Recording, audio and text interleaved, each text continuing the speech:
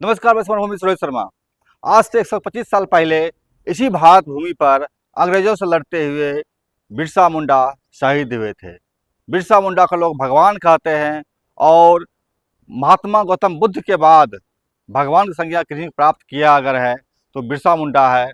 और बिरसा मुंडा के बाद अगर किसी ने भगवान का उपाधि प्राप्त किया है तो वो है चलपति। चलपति कौन है? चलपति है सीपीआई माओवादी के केंद्रीय कमेटी सदस्य जो छत्तीसगढ़ में आंदोलन कर रहे थे। अब उनकी मृत्यु हो चुकी है। जिस तरह से बिरसा मुंडा की मृत्यु हो चुकी है, कहा जाता है कि चलपति एक बहुत बड़ा दिमाग थे जो उड़ीसा, आंध्रा और बस्तर को, छत्तीसगढ़ को जोड़े हुए थे, महाराष्ट्र सहित। चलपति के कई नाम सारे हैं। चलपति सीपीआई माओवादी के केंद्रीय कमेटी के सदस्य थे और यह पिछले विगत दिनों पुलिस के साथ एक क्रूर मुठभेड़ में मृत्यु को प्राप्त हुए हैं।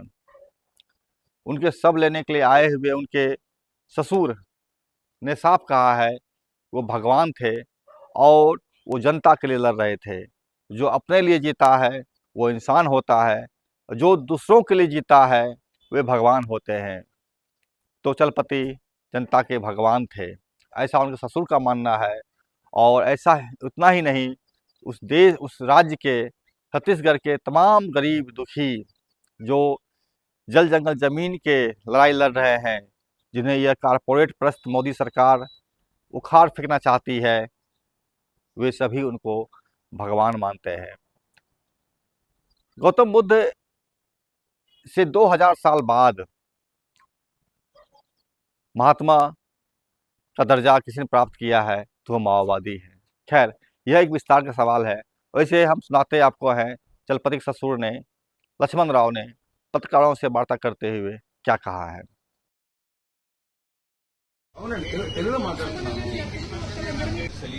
मार गिराए गए सुरक्षा बलों के द्वारा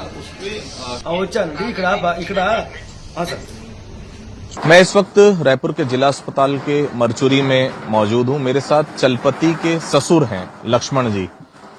चलपति बहुत बड़ा नाम था लक्ष्मण जी, नक्सली कैडर में 1 करोड़ का इनाम सरकार बता रही है। आपकी बिटिया से शादी हुई थी उसकी? शादी तो मैंने किया नहीं, लेकिन जब मेरी बेटी भी मूवमेंट में गई थी, मैंने अखबारों में से टीवी चैनलों वाले प्रसारण को देख के ये तय कर लिया कि चलपति को शादी कर ली। वो भी, क्या नाम है आपकी बिटिया? अरुणा और ऐसा चैतन्य। वो भी नक्सली संगठन में काम कर रही है? जी, कर रहे हैं। लक्ष्मण जी, एक पिता के लिए सपने होते हैं हर पिता के कि उसका बच्चा जो बड़े होकर डॉक्टर बने, इंजीनियर बने, समाज में नाम कमाए। आपकी बिटिया नक्सली संगठन में चली गई, पति की हालत आप देख रहे हैं, क्या कुछ कहना चाहेंगे? गलती हुई जीवन में? नहीं, मैं ऐसा नहीं सोच रहा हूँ गलत हुई है। अपना होता है, अपनों के लिए सोचने वाला है, दुनिया के लिए सोचने वाला है वो अलग है। अपना पेट भरना जो है ना, अपना पेट भरना तो इंसान कहते हैं, लोगों का पेट भरने वाला को भगवान कहते हैं। इसे मैं भगवान मानता हूँ। क्यों भगवान मानते हैं इसको चलपति? क्यों भगवान मानता हूँ? तो जंगल में जंग चल रहा है ना, किसके लिए चल रहा है जंग? किसके लिए चल रहा है? जब मिट्टी में जो खनिज होता है ना, सोर्सेस होता है ना, किसके हवाले करने के लिए ये सरकार गिरिजनों को या ट्राइबल पीपलों को बाहर भेज रही है? किसके लिए? किसके पेट भरने के लिए? किसके तिजोरी भरने के लिए? सर, आप नहीं चाहते कि जंगल का विकास हो, आदिवासी का विकास हो? आप वही चाहते कि भूखे नंगे बने रहे आदिवासी? आपका ख्याल में विकास क्या है? सड़कों बनाना विकास है? अरे, कपड़े नहीं है, भूख मटती नहीं है, घर नहीं है, पढ़ाई नहीं है, नौकरी नहीं है, उसे कहते हैं विकास। माने फ्लाईओवर बनाना, नहीं तो बड़े बड़े सड़क बनाना नहीं सर। विकास ये होता है मान सम्मान से, जब जिंदा जीता है आदमी, उसी इंसान। आप नहीं चाहते आदिवासी का बच्चा अच्छी स्कूल में पढ़े? क्यों नहीं? लेकिन उसी का तो विरोध है। सड़क बने तो विरोध है, मोबाइल टावर आ रहा है तो जला दें। आप अच्छे टाइम से आगे, सड़क किस लिए बन रहा है? अदानी जी साहब का बड़े बड़े वाहन चलने के लिए, जहां वहां से आदिवासी नहीं चलेगा उस सड़क से? क्यों चलने? नहीं चलेगा। एक बात अब 4 व्हील आम आदमी चलने के लिए 6 लेन सड़क चाहिए क्या सर? नहीं है। अरे गांव में देख लीजिए, कितना गांव है बिना सड़क के, बिना पानी के, बिना बिजली के, कई सड़कें हैं। विमान का जो दामाद है वो भगवान, मेरा मैन भगवान है, मैं मानता हूं भगवान है। जो घर से निकल गया, अभी तक पीछे कदम नहीं हिली, क्या जान दे दिया, उसको कैसा पकड़ा गया, कैसा हिंसा से मारा, उनकी मैं नहीं बता सकता। ये थे हमारे साथ लक्ष्मण जी। अभी भी उनका यही कहना है कि जल जंगल जमीन के लिए लड़ रहा था चलपति, आदिवासियों के हित के लिए लड़ रहा था वो। सरकार डेवलपमेंट करती है तो डेवलपमेंट आदिवासी का नहीं है, डेवलपमेंट उद्योगपतियों का है। ये फिलहाल लक्ष्मण जी का कहना है। कैमरा पर्सन अभय के साथ रायपुर से आदित्य नामदेव। सवाल स्पष्ट है, जो कोई जल जंगल जमीन की सवाल उठाएगा वो बिरसा मुंडा की तरह मारे जाएंगे, कोई चलपति की तरह मारे जाएंगे।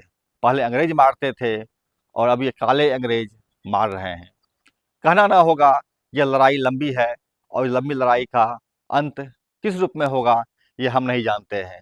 लेकिन अमित शाह ने जिस तरह से थ्रेटनिंग दिया है और एक वार्निंग दिया है कि 31 मार्च 2026 तक देश से माओवाद समाप्त कर दिया जाएगा, ये एक बहुत बड़ा सवाल है कि आखिर भूखे प्रीत नंगे लोगों को आप कैसे मिटा सकते हैं। इतना ही नहीं है, आज देश में जहाँ कहीं भी आंदोलन हो रहा है, शांतिपूर्ण आंदोलन हो रहा है, लोग भूख हड़ताल में बैठते हैं, अमर अनशन में बैठते हैं, वो मर जाते हैं, लेकिन उनकी सुधि लेने के लिए एक डॉक्टर तक नहीं पहुंचता, एक अदना सा पुलिस अधिकारी भी नहीं पहुंचता कि क्या समस्या आपकी है, क्या मांग है आपका। आपको याद होगा कश्मीर में 3 इडियट के फिल्म से प्रसिद्ध हुए सोनम वांगचुक अनशन किए, आमरण अनशन किए, बर्फ जमा देने वाली ठंड में अनशन किए और उनकी मांग को किसी ने नहीं सुना। छत्तीसगढ़ के आदिवासियों पर जिस तरह से आतंक मचा रही है भारत सरकार, उसके खिलाफ जब हिमांशु कुमार सुप्रीम कोर्ट गए तो उन्हें ही झूठ बोलने वाला बताकर उन पर 5 लाख का जुर्माना लगा दिया गया। पटना के बिहार में जब छात्रों ने आंदोलन किया बीपीएससी की मांग को, एग्जाम को लेकर के, तो लाठियाँ चली, पानी के बहुत सारे बरसाए गए, आमरण अनशन किए, धरना पर बैठे हुए हैं, मौन धरना पर हैं, कहीं कोई सुनने वाला नहीं है। कोर्ट भी गए, कहीं न्याय नहीं मिल रहा है। जब कहीं आप न्याय नहीं देंगे, कहीं भी आप उनकी आवाज़ नहीं सुनेंगे, अगर उनके हर आंदोलन पर आप दमन ढाहेंगे, अनदेखा करेंगे, शांतिपूर्ण मूवमेंट को आप बर्बाद करने की कोशिश करेंगे, आखिर एक ही रास्ता बचता है और वो है शस्त्र। शस्त्र जो कोई उठाएंगे, अपने माओवादी कहेंगे, नस्लवादी कहेंगे, उनकी हत्या करेंगे। सवाल उठता है, अगर ऐसी स्थिति रहेगी निश्चित तौर पर आप 26 क्या कहें, आप 3026 में भी माओवादियों को भारत से समाप्त नहीं कर पाएंगे, क्योंकि उनकी जो मांग है वो जनता की मांग है, भूखे लोगों की मांग है, जल जंगल जमीन की बात करने वाले लोगों की मांग है, और उन लोगों की मांग है जो वास्तव में इस देश के निवासी हैं, जो वास्तव में इस देश के तनासेठों का पेट भरते हैं, इस देश के अन्नदाता है, किसान है, मजदूर है, महिलाएं हैं, आदिवासी है, दलित है, अल्पसंख्यक है, तमाम लोग हैं। किन किन को आप मारेंगे? 140 करोड़ की आबादी वाला यह देश आज 3 संविधान पर चल रहा है। पहला संविधान आपका मनुस्मृति है, जो कि आप सदियों से यहाँ के लोगों को लादे हुए हैं और शोषण का नया जाल बिछाए हुए हैं। महिलाओं को शिक्षा से वंचित कर रहे हैं, दलितों को शिक्षा से वंचित कर रहे हैं, उनके अधिकार से वंचित कर रहे हैं। ये मनुस्मृति था आपका। मनुस्मृति के खिलाफ संघर्ष करते हुए लोगों ने 47 में एक संविधान का अधिग्रहण स्वीकार किया था, वो था भारत का संविधान जो आज मौजूद स्थिति में चल रहा है। आप इस संविधान को भी नहीं मानते हैं, इसे उलट देना चाहते हैं, तो तीसरी संविधान फिर देश में खड़ी हुई है, वो है माओवादियों का जनता ना सरकार। अब जब कांग्रेस अपने हाशिए पर चला गया है, जब कांग्रेस के नेताओं को आप, विपक्षियों को आप ध्वस्त कर रहे हैं, जेलों में डाल रहे हैं, उनकी ज़िंदगी को बर्बाद कर रहे हैं, तो ऐसे में अब सत्ता पर जो संघ आया हुआ है, जो मनुस्मृति को मानता है, अब वह सीधा लड़ाई कर रहा है उनसे जो जनता सरकार की बात करते हैं। कार्ल मार्क्स का कम्युनिस्ट घोषणा पत्र हाथ में लेकर लड़ने वाले ये जनता सरकार के सिपाही, जिसे आप माओवादी कहते हैं, उनसे निपट रहे हैं, लड़ रहे हैं। अगर यही स्थिति चलता रहा, कल को वो दिन दूर नहीं जो आप हथियार दिखा कर लड़ रहे हैं, उनको मार रहे हैं, वह फिर मजबूती से गठन करे और ज़्यादा मजबूती से अपने आप को व्यवस्थित करेगा और आपके खिलाफ युद्ध छेड़ देगा। हर समस्या का हल बातचीत से निकलता है, हर समस्या का निदान सिर्फ और सिर्फ बातचीत है। हिंसा किसी समस्या का समाधान नहीं है। यह बात आप भी जान लीजिए, माओवादी भी जानते हैं। हिंसा माओवादी नहीं चाहते हैं, हिंसा से वो कतई परहेज करते हैं, लेकिन अगर आप उस पर हिंसा ला देंगे, निश्चित तौर पर वह उसका प्रतिकार करेंगे और प्रतिकार वो जिस रूप में होगा, सत्ता उलट जाएगी आपकी। चलपति की शहादत या मृत्यु जिस रूप में भी आप हो, वह हर किसी की मृत्यु निश्चित है। वो आज मरे हैं, 100 साल के बाद मरेंगे, कभी मरेंगे। अमर धरती पर कोई नहीं आया है, लेकिन जो सवाल उनका है वो सवाल अमर है। और अगर वो सवाल को आप नहीं ख़त्म कर सकते हैं, जवाब नहीं दे सकते हैं, तो आपकी बंदूक गोलियां ख़त्म हो जाएगी, सवाल आपका गला टीप देगा।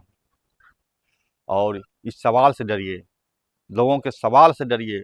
अस्मिता के अधिकार के लिए लड़ रहे ये लोग, जंगल ज़मीन के सवाल उठाते हुए यह लोग, कि अगर सवाल से आप घबराएंगे, भागेंगे, उसको आप बंदूक के सहारे कुचलने की कोशिश करेंगे, तो ये सवाल आपका गला घोंट देगा और इस देश में एक नई सरकार पैदा होगी जो माओवादियों की इच्छानुसार होगी। मैं एक चीज़ और स्पष्ट कर दूं आपको, अक्सर ये आरोप लगाया जाता है कि माओवादी हिंसा करते हैं, माओवादी हत्या करते हैं, माओवादी बला बला बला खून बहाते हैं, बट ऐसा है नहीं। जनता हिंसा करती है, जनता करती है हिंसा। जनता जिसकी आप बहु बेटियों को लूट लेंगे या आप इज्जत, वो आपकी हत्या कर देगा। जिसके जवान बेटे को आप गोली मार देंगे, वह आपको गोली मार देगा। आप जिसकी ज़मीन को छीन लेंगे, वह आपको जान से मार देगा। जिसके घर को आप लूट लेंगे, घर से भगा देंगे, वह आपको मार देगा। जनता मारती है, पार्टी नहीं मारती, माओवादी नहीं मारते। उसको चाहे आप कोई भी नाम दीजिए, आप लड़ाई जनता कर रही है। माओवादी सिर्फ और सिर्फ इतना ही कर रहा है, इन अव्यवस्थित लड़ाइयों को एक जगह केंद्रित कर रहा है और ये बता रहा है लोगों को कि यही वो ताकत है, यही वो लोग हैं जो कि आपके तमाम दुखों का कारण हैं। और यही काम माओवादी करते हैं, निशाना केंद्रित करते हैं, दोस्त और दुश्मन की पहचान कराते हैं। और यही पहचान कराने का काम माओवादियों का है। लड़ना जनता का काम है, हथियार जनता उठा रही है, खून जनता बहा रही है। आपके सिपाहियों की, आपके कारिंदों की जो हत्या हो रही है, वो जनता कर रही है, माओवादी नहीं कर रहे हैं।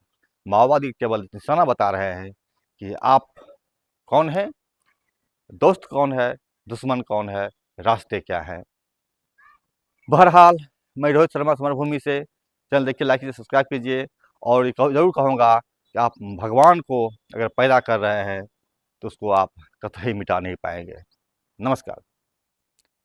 मेरा नाम लक्ष्मण राव है, मैं आंध्र प्रदेश से आया हूँ। यहाँ क्यों आया अब नहीं पूछा?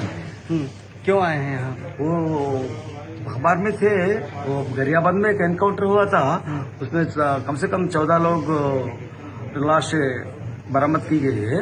मैं सुबह कल शाम को पलासा से गाड़ी पकड़ के दुर्ग का एक्सप्रेस पकड़ के आज सुबह यहाँ उतरा था। उतरने से भी यहाँ एक दैनिक भास्कर डेली हुए ना न्यूज़पेपर, वो पढ़ा। वो पढ़ने से मुझे ये मालूम पड़ा है कि लाशें यही हैं। मैं सोचा पहले गरियाबंद तक जाना पड़ेगा बोल के सोचा मैंने, यही है। यही आने से मैं सुबह इधर आ गया। मैं किससे बोलना, किससे पता करना, हमको क्या पता है? तो कोई ऑफिसर का उससे भी हमको मालूम नहीं है ना। हम यहाँ आके इंतजार कर रहे हैं, अभी बंदोबस्त कर रहे हैं, साहब दे देंगे। किनकी लाश को? वो लाश तो चलपति है, वो मेरा दामाद होता है। ओके। तो आपको पता था कि जो चलपति हैं वो कहाँ काम करते हैं, क्या काम करते हैं, ऐसा कुछ? पता तो किससे होता है, आप जैसे पत्रिकाओं से होता है, अपन को पता है। आप जैसे लिखते हैं, आप जैसे फोटो छापते हैं, वही देखकर हम पता कर ले सकता है। हम थोड़ी जंगल में जा सकते हैं, नहीं है। कभी वो घर आने की कोशिश की या फिर आपने कभी उनको बुलाने की कोशिश की कि आइए घर? नहीं, एक बार भी। अरे तो उनका चितूर में है, चितूर जिले का है। वो यहाँ जंगलों में काम करते हैं। मेरा बेटी भी इसमें काम कर रही है, किसको पता है? मालूम नहीं मेरे को। और क्या जानते हैं चलपति के बारे में आप? और कैसे पता चला? कभी भनक भी नहीं लगी?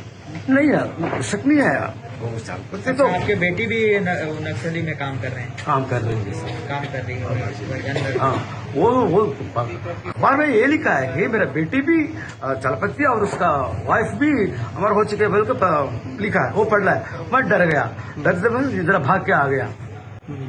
मैं तो यहाँ का नहीं हूँ, आंध्रा का हूँ।